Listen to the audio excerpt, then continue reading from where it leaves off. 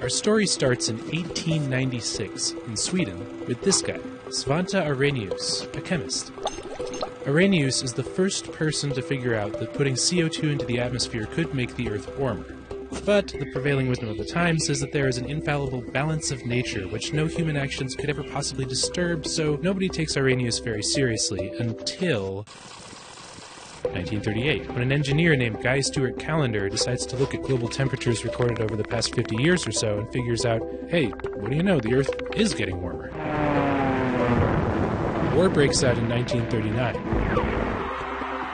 Ends in 1945. And as the world's economy recovers, industrial production goes into overdrive. The burning of coal and oil puts so much sulfur pollution into the atmosphere that it partially blocks the sun's rays, and the world actually gets slightly cooler over the next 3 decades. In the 1950s, scientists start looking more closely at the possible effects of CO2 emissions on global temperatures. For the first time, we start to realize that we could have a major problem on our hands. A few degrees rise in the Earth's temperature would melt the polar ice caps.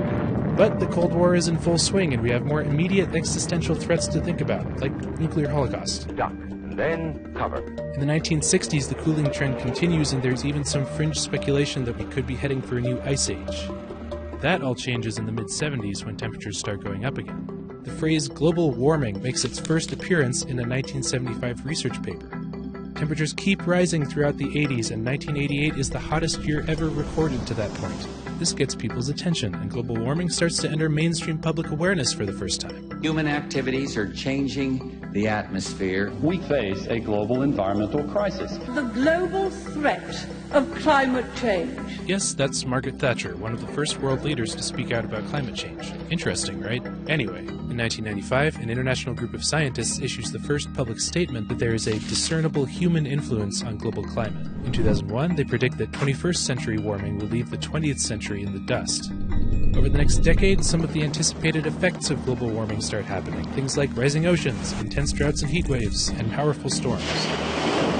The 15 hottest years in history have all occurred since 1998, and 2015 is on track to be the hottest year ever recorded. So what does the future hold? If we curb CO2 emissions, temperatures could rise as little as 2.5 degrees Fahrenheit by 2099. That would be manageable. If we don't, temperatures could rise more than 8 degrees, which would mean massive food shortages, widespread extinctions, and a redrawing of the world's coastlines. The story of global warming will end with a changed climate. That's inevitable at this point. How much it will change remains to be seen.